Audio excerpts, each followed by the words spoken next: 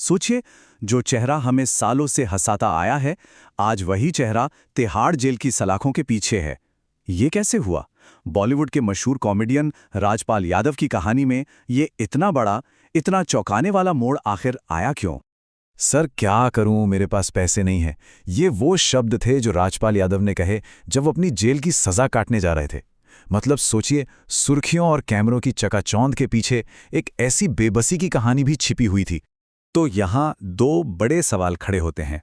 पहला, एक इतना पसंदीदा कॉमेडियन जेल तक आखिर पहुंचा कैसे? और दूसरा, जो शायद इससे भी बड़ा सवाल है, क्या जेल की सजा काटने से उनका वो 9 करोड़ का कर्ज खत्म हो जाएगा? चलिए, आज इसी पूरी कहानी को परत दर परत समझते हैं। तो सबसे पहले, ये 9 करोड़ की कहानी है क्या? इसकी शुरुआत कहाँ से हुई? इसके लिए हमें थोड़ा टाइम में पीछे चलना होगा, करीब 1 दशक से भी ज्यादा पीछे, जहां इस पूरे मामले की जड़ें हैं। तो देखिए, कहानी शुरू होती है 2010 में। राजपाल यादव ने अपनी एक फिल्म अता पता लापता के लिए 5 करोड़ का लोन लिया, लेकिन 2012 में फिल्म बॉक्स ऑफिस पर बुरी तरह फ्लॉप हो गई और यहीं से पैसों को चुकाने में दिक्कतें शुरू हुईं। फिर आया 2018, जब उनके साथ चेक बाउंस हो गए और उन्हें 6 महीने की जेल की सजा सुना दी गई। हाँ, हाई कोर्ट ने सजा पर रोक लगाई थी, लेकिन एक शर्त पर कि वो 2.5 करोड़ का समझौता करेंगे।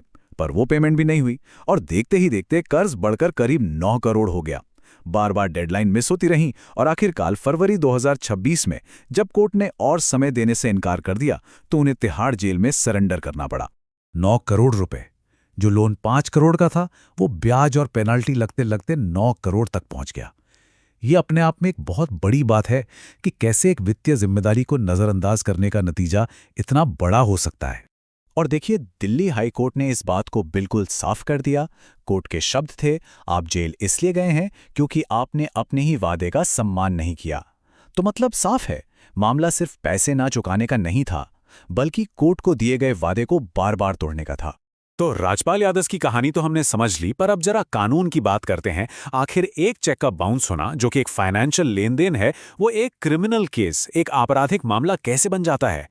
ये होता है नेगोशिएबल इंस्ट्रूमेंट्स एक्ट की धारा 138 के तहत।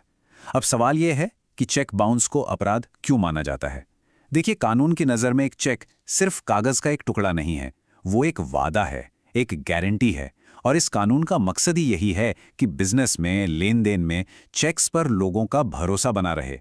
तो कोई भी चेक बाउंस का मामला अपराध कब बनता है? इसके लिए 5 शर्तें पूरी होनी जरूरी हैं। पहला, किसी पुराने कर्ज या देनदारी के लिए चेक दिया गया हो। दूसरा, उसे 3 महीने के अंदर बैंक में लगाया गया हो। तीसरा, जाहिर है वो चेक बैंक से बाउंस हो गया हो। चौथा, इसके 30 दिन के अंदर एक लीगल नोटिस भेजा गया हो। और पांचवा, उस नोटिस के मिलने के 15 दिन बाद भी पेमेंट न की गई हो। जब ये पांचों चीजें एक लाइन में हो जाती हैं, तब ये एक सिविल मामला नहीं बल्कि एक क्रिमिनल केस बन जाता है। चलिए, अब आते हैं इस पूरे मामले के सबसे बड़े और सबसे दिलचस्प सवाल पर। क्या जेल की सजा काटने का मतलब है कि कर्ज खत्म? क्या वो 9 करोड़ रुपए अब नहीं चुकाने पड़ेंगे? इसका जवाब समझने के लिए हमें कानून के 2 अलग-अलग पहलुओं को देखना होगा। इसको ऐसे समझिए, यहां 2 अलग-अलग ट्रैक चल रहे हैं। एक है क्रिमिनल ट्रैक, यानी आपराधिक सजा। ये सजा है खराब चेक जारी करने के काम के लिए, जिसके लिए जेल होती है। और दूसरा है सिविल ट्रैक, यानी नागरिक दायित्व। ये है उस मूल कर्ज को चुकाने की जिम्मेदारी। जेल जाना आपराधिक ट्रैक की सजा है, लेकिन इससे सिविल ट्रैक पर चल रही कर्ज चुकाने की जिम्मेदारी खत्म नहीं होती। कानून की नज़र में ये दोनों बिल्कुल अलग-अलग चीजें हैं। और पता है, सुप्रीम कोर्ट ने इसके लिए एक बहुत ही कमाल की लाइन कही है। उन्होंने धारा 138 के अपराधों को कहा है, आपराधिक भेड़िए की खाल में एक नागरिक भेड़।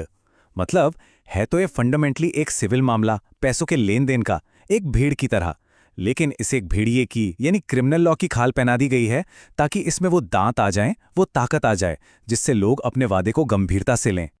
तो ये तो साफ हो गया कि जेल में रहने से कर्ज खत्म नहीं होगा। तो फिर आगे का रास्ता क्या है? क्या राजपाल यादव के लिए जेल से बाहर आने का कोई तरीका है? हाँ, कानून में एक रास्ता है।